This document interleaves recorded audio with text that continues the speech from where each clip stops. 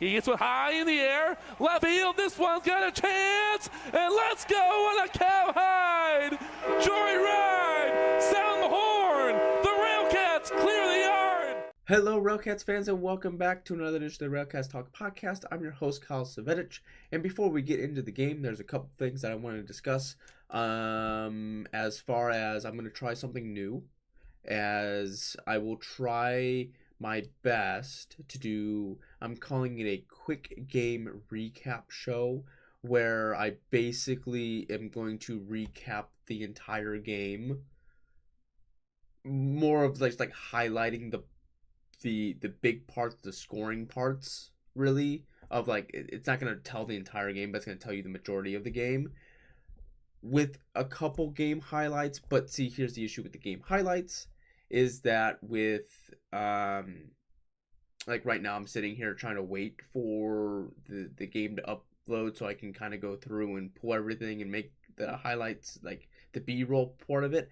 I don't know what I'm going to do there. I don't know how I'm going to work that one out, but basically it's going to be like a minute or less. I'm trying that minute or less, and just kind of going through the game and making like a YouTube short kind of deal, and putting it up there, so that way if you're not interested in hearing everything that goes on, just like the big, like, meaty part of the game, that's where I'm going to try to do something along the lines of that, like a YouTube short or some kind of story or something like that, so that way it's there for people to watch, and you kind of get it done and over with in a decent amount of time. Since I know I did a podcast yesterday, but after I did the podcast, like I said, scrolling through a bunch of stuff, Ian Waldo, Ian Waldo was picked off of waivers from the RailCats, from the Dogs. I have an article up with all his stats and stuff like that, and I reached out to someone to kind of get an idea, because I saw that he jumped around a lot between the Pioneer League, the Frontier League, and the Atlantic League, and then, pitched like 1 or 2 games with the Dogs, and then he was like, all right, you're gone. I was just curious to see why that was, and in 2023, looking at his numbers, I wasn't highly impressed with the whip average, that kind of the whip batting average against, all that other fun jazz when you kind of look at the hits and the walks and stuff like that. And the person I reached out to said, and he reached out to like a couple of organizations that had him, said that basically along the lines of, he didn't have the necessary stuff, so they weren't concerned about his control, and he was the fill-in piece. Now, we did get to see him pitch today, and he struck out 4 batters in a row, and he looked really good. Now, granted, I would say that the Michael Green's strike zone was really big, and his delayed calls are irritating. I hate those, especially no one cares about the dramatics at this point. If you're gonna bring someone up. Like, if it's a close call, I get it, but I'm going off track there. I get it. It's one game, and he pitched a full inning. Actually, an inning and 2/3, but he looked highly impressive. My bad, he didn't have four strikeouts in a row. He had 3 strikeouts, but got 4 batters out in a row. He looked good. I liked he did. It looked like he had control in the first appearance, and that's something that I'm gonna kind of tack on a little bit here at the end, towards the podcast, is the relief side of things. Not necessarily like you go 1 inning and you're really good, in the second inning you're not that good, to a certain extent. But the other thing that I want to talk about is, it isn't up on Point Streak yet. It has the transaction fully hasn't gone through. But Dennis Hall is in. Ryan Munoz is out. Dennis, his numbers are a lot worse than with what we see with Ian.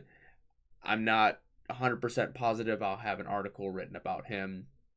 So when that's up, you can read all through his stats and more of my opinion on that aspect of it. I'm not going to go into full detail, especially with a game recap, that kind of stuff, and kind of looking over all the series, and then a series preview with the Kansas City Monarchs. So going into today's game, the RailCats were on a 4-game losing streak, and you're having a couple changes in the changes as far as bullpen arms and stuff like that, and then you bring on Ty Tiedemann, who has a high ERA, but the one thing that I take away from Ty in this game is I really haven't been paying attention closely at the hits that have been allowed. It's just more of a look at the box score, and I really haven't. I've done a terrible job this year of like actually concerning myself with what, like, really paying attention to the game.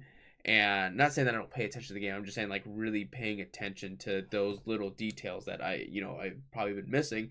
And a lot of times when that happens, like when I go to the games, I kind of miss that because I kind of like get surrounded by the atmosphere. But that's beside the point here and there.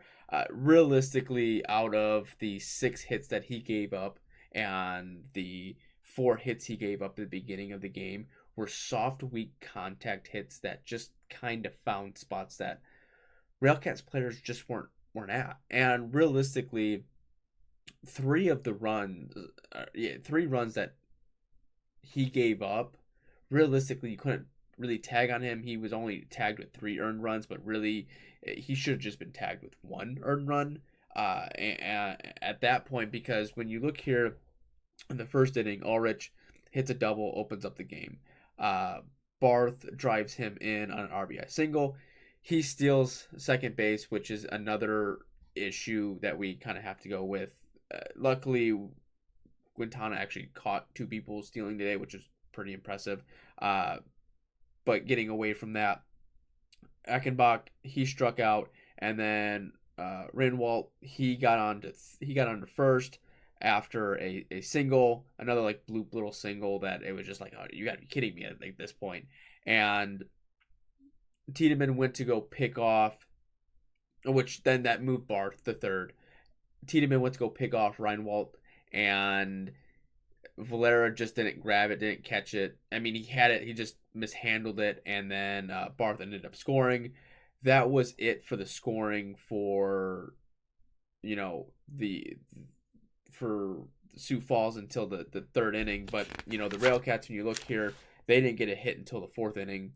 So there was nothing going on that front of things. They just 1 2 3 1 2 3 1 2 3, and then on top of that, another big thing that irritates me a little bit that I didn't mention is that Francisco Del Valle is back from the Puerto Rican Winter League. Why was that not announced to us? Like, it shouldn't just been in the line. I just think that sometimes a player like that's coming back, that has been sort of a fan favorite, that has been there in the season, and knowing that he's coming, it should be at least announced, like, these players that are coming, and not just, oh, you see him in the lineup and that was just an hour before the game. That's just kind of one of those things I was like, I really wish I get to see more of the announcements of that. But going into the second inning, after Tiedemann gives up those 2 runs, he basically shuts the door on Seringer and Clannon, and then he strikes out in the bottom of the top of the second. Spence, Christopher, and Maben striked all of them out, had 3 strikeouts in a row, and then goes into the top of the third. He strikes out Ulrich 4 in a row, and then Barth gets another little single that's like, oh crap, and then he steals. I believe he stole third. Oh no, he just stole. That was later on. My bad.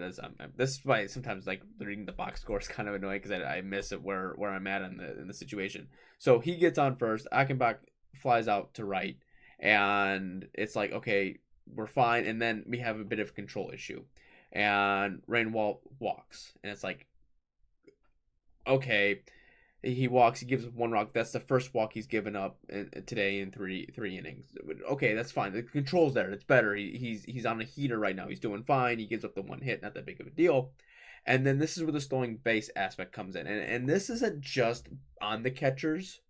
This is on the pitchers as well. Because when I go back, when we go through to the caught stealing, the 2 times that there was caught stealing, the pitcher actually kind of paid attention to the runner. And in this situation, Tiedemann, I think, was just so dialed in it and making sure that he was going to get the next batter out. And what ends up happening is Barth and Rinwalt, they both steal, and now it's a guy on first and not first and second and third with two outs. It takes the sac fly aspect out of it, so you still got to make a pitch. But in a case of where Seringer comes up and he hits a single, instead of 2 run scoring, it's 1 run scoring. And this is where like the weak contact aspect of it comes in, because it was just a single to left field. But the issue is, if it's a soft little blooper or a soft line drive, by the time that it gets to Castillo and it already being 2 outs, the runners are already going, it's going to be difficult to make a play at home. That aspect of it is just like, and Marcos Gonzalez almost made a play on it, and he didn't. Then he makes a great play on Clennon with the line drive to himself. But like that was mostly all the scoring until the 8th inning. And like I said, the RailCats, Francisco Del Valle comes in and he hits a single. But like there was only 3 base runners on all day basically, and 3 hits by the RailCats, 1 walk, so 4 base runners in total, and 7 strikeouts.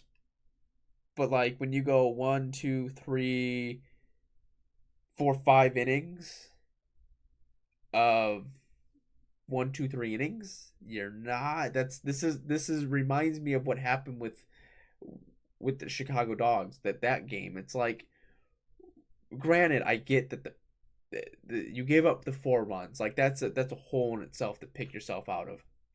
But the runs, this time I'm really not gonna blame Tiedemann for this loss, even though he's gonna get tagged with it. I think he pitched one heck of a game after that first inning.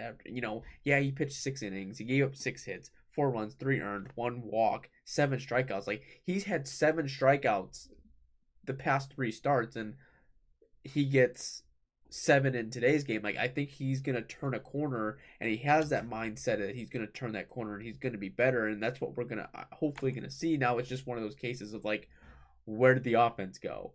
And this is true to my statement. I'm gonna stick by this statement that Sioux Falls has one of the best pitching staff. I mean, granted, you had Ryan Zimmerman, who has been a RailCat killer the past handful of years, and he pitches the RailCats really tough. Thank goodness he's not in Milwaukee anymore. We're probably not going to see him twice or 3 or 4 times a year. You're only going to see him maybe twice, unless you make it to the Miles Wolf Cup finals. But that's beside the point of what we're getting at. So like, this is a situation where the Canaries have at least a good starting pitching staff, and with an offense that can get really hot, but yet again a really aggressive offense, and Ryan Zimmerman is more of a strikeout pitcher, so he's going to base it off of that aggression. It doesn't help that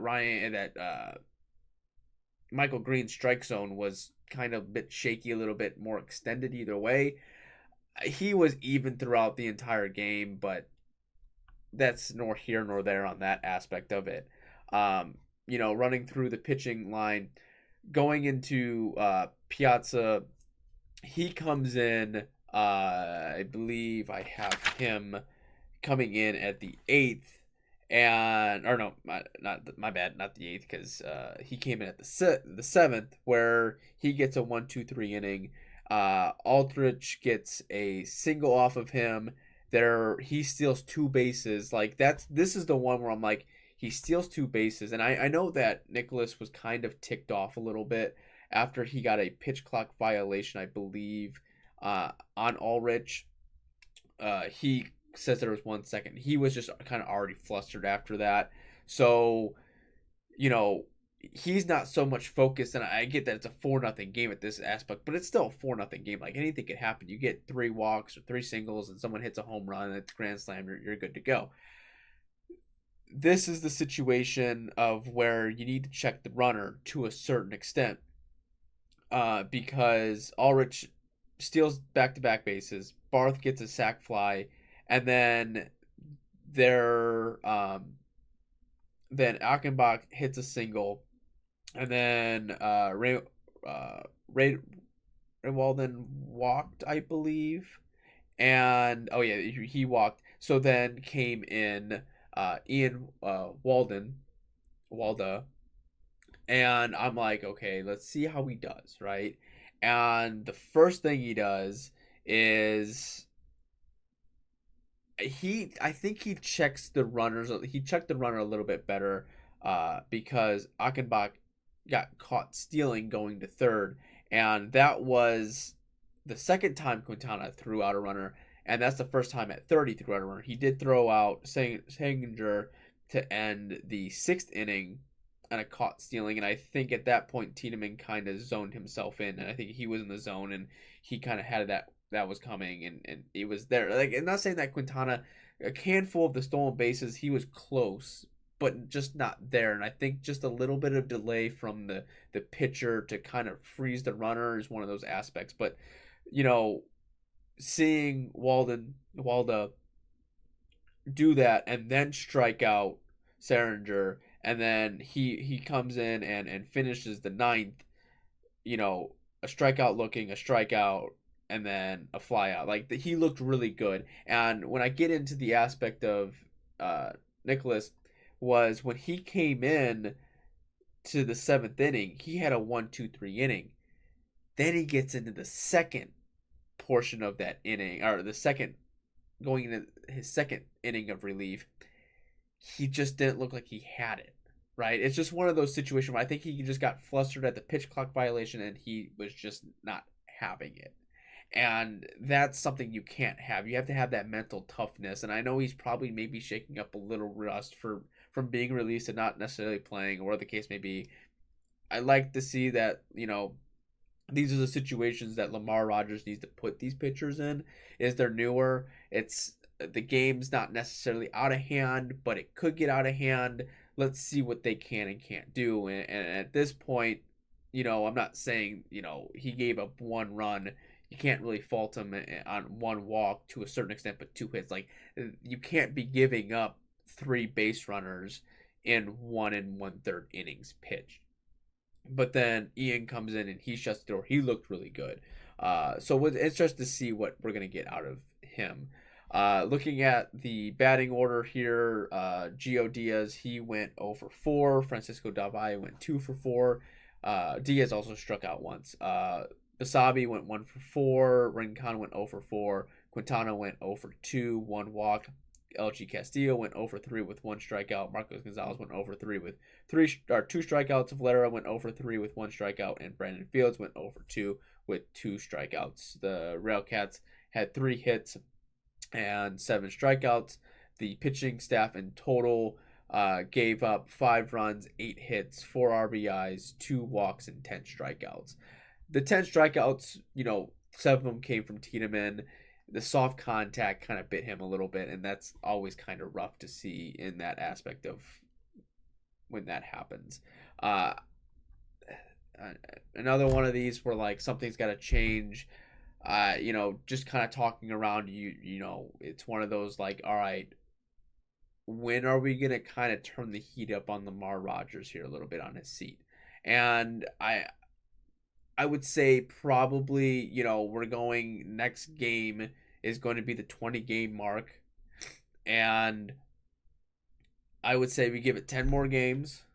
And if it's still going the way it's going, something's got to change, because I have a feeling the roster is going to be turned over and something's going to change. I mean, getting Delvalle back is a huge thing. So is this going to be a case of, Miguel Sierra is on the disabled list, the IR list, or whatever the case may be, because it's a hamstring? Is it going to be one of those situations where he might get booted out because Francisco Davai is doing well, and we'll see what kind of happens? Or it may be one of those where you may have to end up trading a piece to get another piece, or where I don't know how. I'll have to break that down to kind of look and see where we're at on that aspect of it. So that's gonna wrap it up for the Sioux Falls series. Basically, RailCats fall to them in 3 games, scoring a total of 3 runs in 3 games. Not satisfactory to the extent that we want here. Looking at the Kansas City Monarchs, they are coming off of they actually lost the series against Lake Country. Lake Country beat them 3-0 in the first game. Then Kansas in the first game. Then their game on Tuesday was postponed due to weather, so they played a doubleheader today. The Kansas City Monarchs in the first game won 12-0, and then in the last game, or tonight in the second game, Lake Country won the game 6-4. Looking at Kansas City as far as standing wise, I believe they are actually tied for first at 11-6 in the West. If they would have beaten Lake Country, they would have been first. This is a team that's going to be good. There are a lot of these people, Blake Rutherford's batting really well. A lot of they have one person's only played Jim Brown. He's only played 2 games. I think he was traded from Cleburne, who he was actually batting 164 in Cleburne. So it's kind of interesting to see that aspect change a little bit. But sometimes you get a little lucky. 2 games, 5 at bats, you get 3 runs, or you score 3 runs, you 3 hits and 1 home run, 3 RBIs. That's not too terribly bad so far. Better than anybody did in Cleburne, but that's beside the point. Just looking at their pitching staff, there's a lot of low ERAs. I know that Piazza's in there, but that's just one of these. A lot of them, when I kind of look at it, I guess I should kind of go back, because the issue is I don't know who's still or not on the team. They have 2 people that have 0 ERAs. They have 1 person that's just under 1. They have 1, 2, 3, 4 that are under just 2. There's a couple of them that are in the 9s.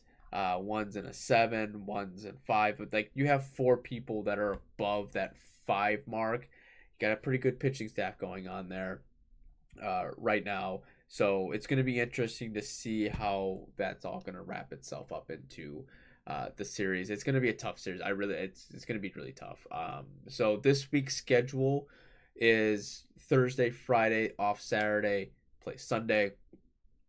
For me, I work a mid shift tomorrow, so I'm not necessarily going to be able to watch the game. I might do a recap, depending if Point Streak wants to work correctly. However the case may be, I'm not sure. And then Friday I'll probably do another recap. But then I don't know if I'll do like a post game podcast kind of deal to really break it down on that aspect and my thoughts and stuff like that. But yeah, I think that's gonna go ahead and wrap it up for me. I hope you enjoy the rest of your day, rest of your evening, whenever you're watching this, and go Cats. The 0-2. Swing and a miss, strike 3. Wrap this one up in green and white.